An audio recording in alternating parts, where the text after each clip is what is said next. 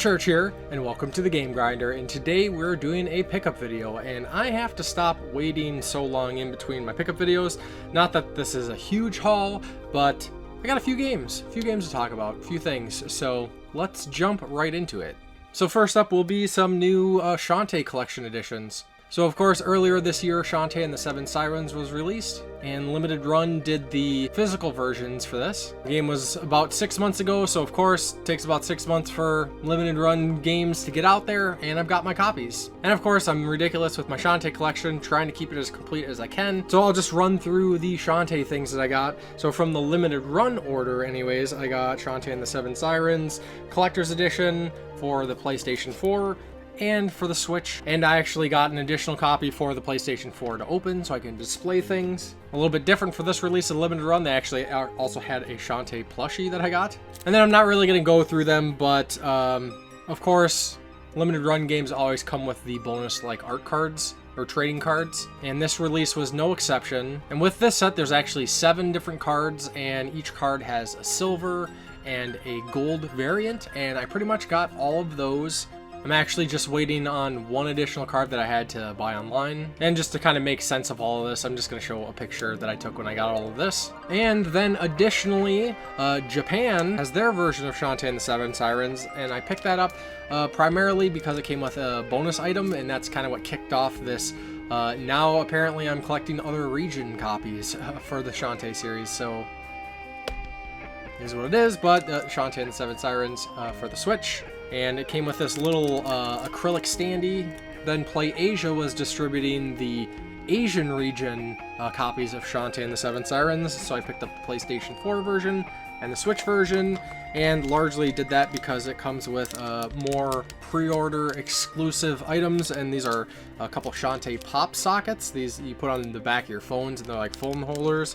But that's the extent that I am now going to keep this collection complete for some ridiculous record that nobody's going to care about. But hey, it's fun.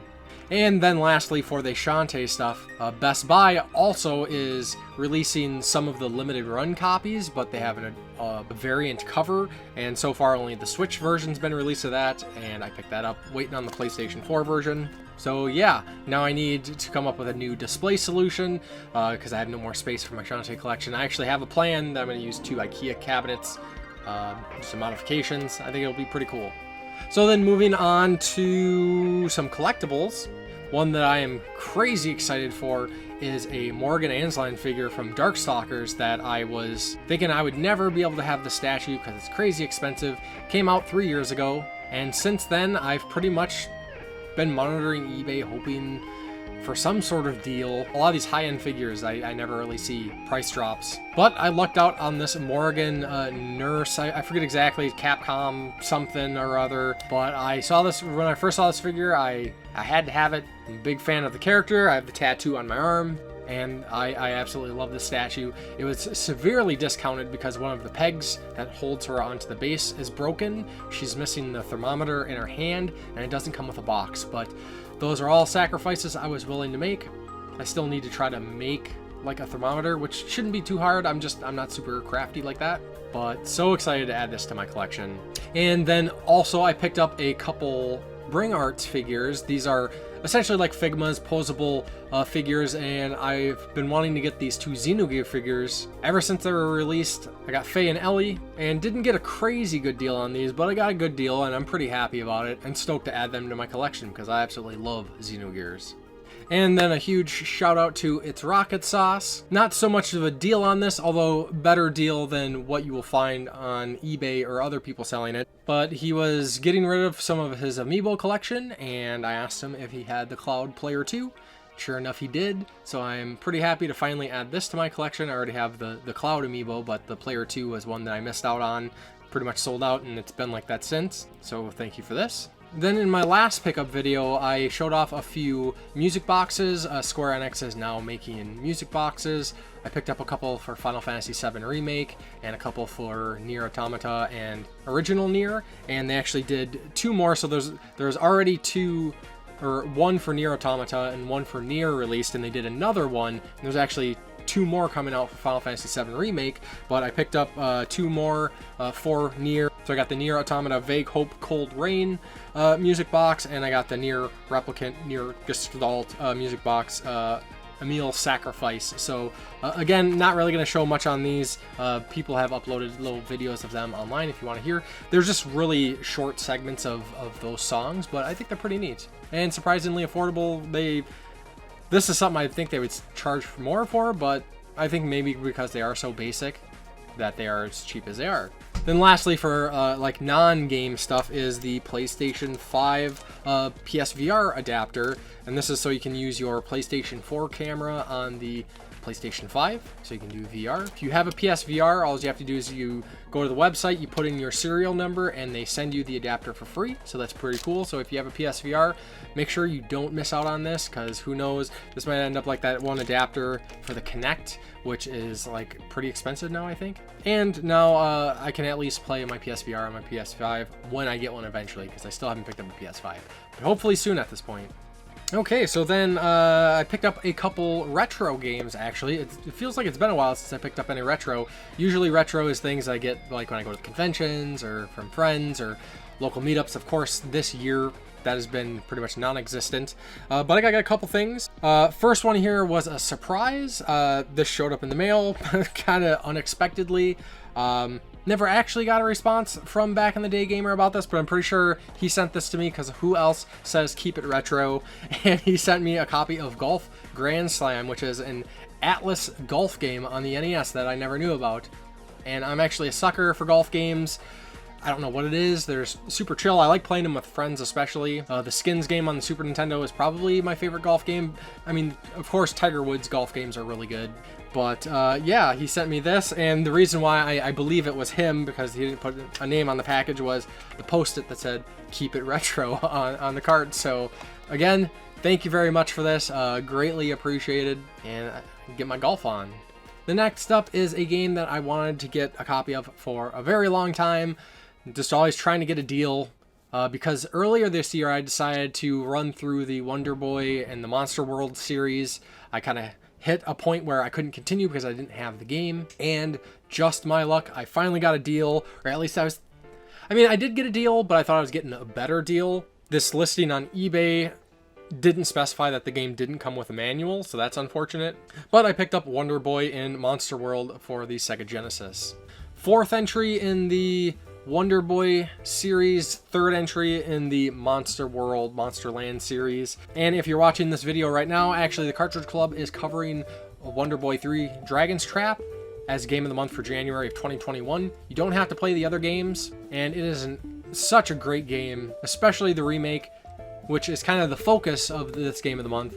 And there is actually a physical version of that remake. It's by Lizard Cube. But yeah, pretty thrilled to have Wonder Boy and Monster World and finally play this. And I might have ordered a reproduction of the next game in the series, which was never released in America. And then I guess, speaking of Lizard Cube, and also limited run, is the Streets of Rage 4 limited edition. And actually I just did an unboxing video for this, so if you're interested in checking this out, I would recommend that. The statue this comes with is awesome. This is a really great collector's edition. Pretty fair price, I would say. What a great game, too. Lizard Cube was the developer for Streets of Rage 4. The rest of the series was all released on the Sega Genesis back in the day, so it's been like 25 years.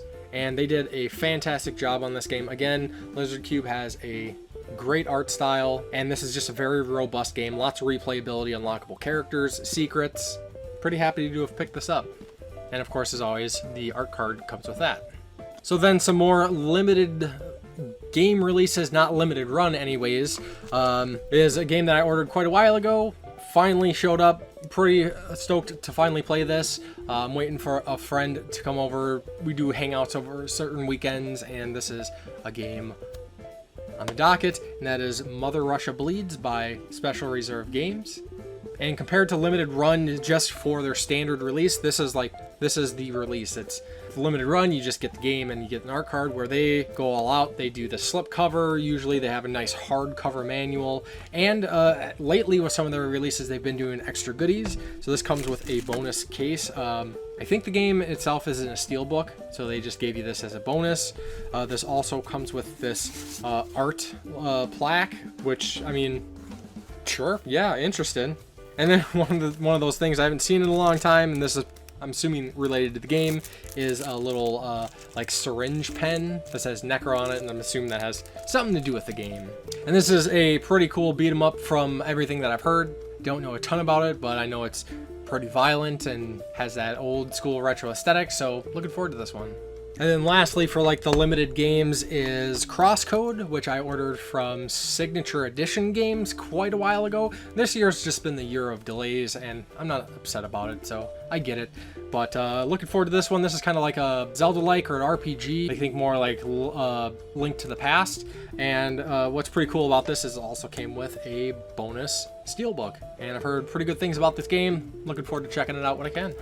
And then on to new pickups or new games. The first up is one of my favorite games of this year, and that is Cyberpunk 2077. And this is the PC copy, which this is a game I wasn't going to play on consoles, but it's nice to have a physical option, even though this doesn't actually come with a disc. It comes with the download code, but still, what's neat about this release is you get the slipcover, you get a case.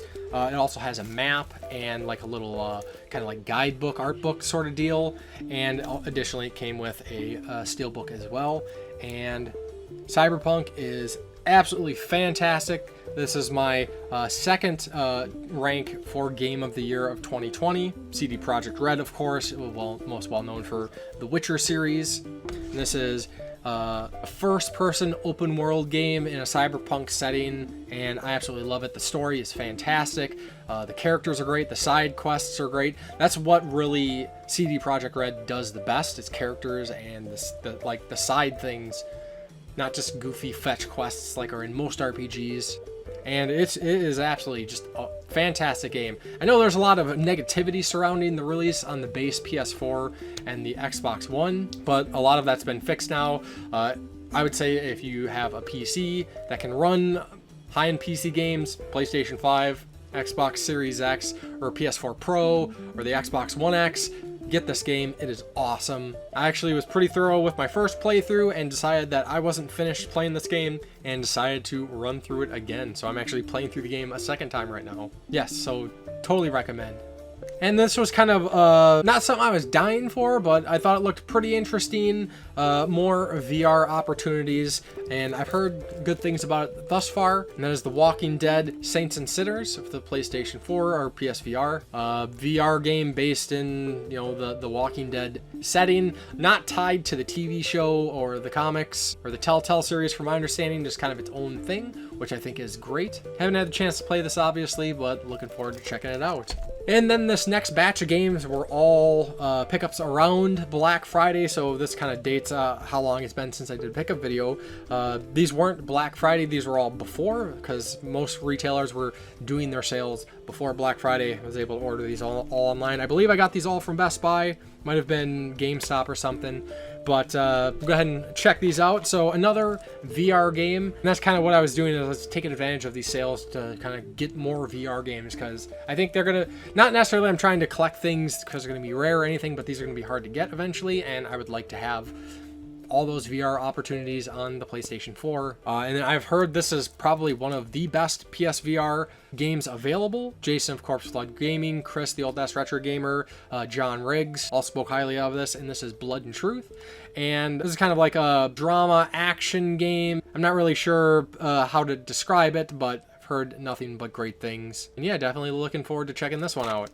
And then again, picking up more VR, Batman Arkham VR. Don't know a ton about this.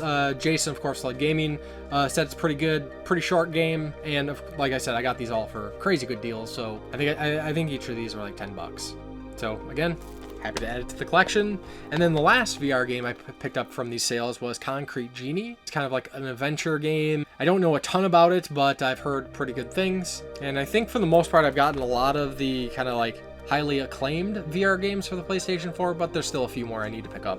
And then moving on to the rest of the games here is Predator Hunting Grounds. This is one Jason's actually been harassing me for some time to pick up. Him and Chris, the Old Ass Retro Gamer, have been playing this since spring when it was originally released. It's a first-person shooter. I almost exclusively play first-person shooters on the PC, but unfortunately this was released on Epic, and I'm not down with that. Any other service, Steam, Battle.net, GOG, you name it, I'm all for it. I'm just not a fan of Epic. So pick this up, and last month and a half, 2 months, we've been doing game nights, me, Jason, Chris, it's Rocket Sauce, Captain Algebra, and 8-Bit Glitch play here and there. Pretty cool game. This is made by the same people that made Friday the 13th the game. I still prefer Friday the 13th the game. I thought that was an absolutely fantastic game, but I've been having a lot of fun with this. I just really wish I could play this on the PC. It does have crossplay, but the crossplay was pretty broken, so I'll just, you know, deal with it and have fun with my friends.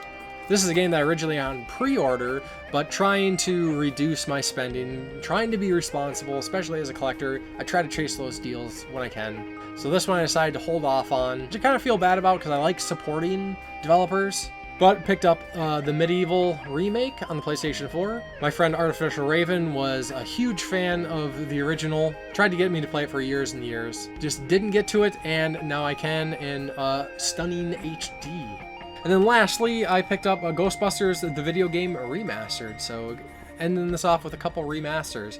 Heard pretty good things about this. I know Jason of Corpse Gaming is a big fan of this game. He's played through it a bunch of times. And actually, February, the Cartridge Club is playing Ghostbusters as their game of the month. So I'm really glad this game went on sale. So yeah, so that is going to be it for this pickup video. A few games, not too crazy, but I got a lot of really awesome stuff here. So of course, I would love to hear your thoughts. You picked up some of these games? Have you played some of these games? Are you playing Cyberpunk? Are you holding off? Don't dismiss the game though, because it is awesome. Like definitely don't dismiss it. And if you only have the base console versions, that's fine. I'm sure they'll work out the bugs eventually. So yeah, let me know your thoughts. And then as always, thank you very much for watching, and I will talk to you next time on the Game Grinder.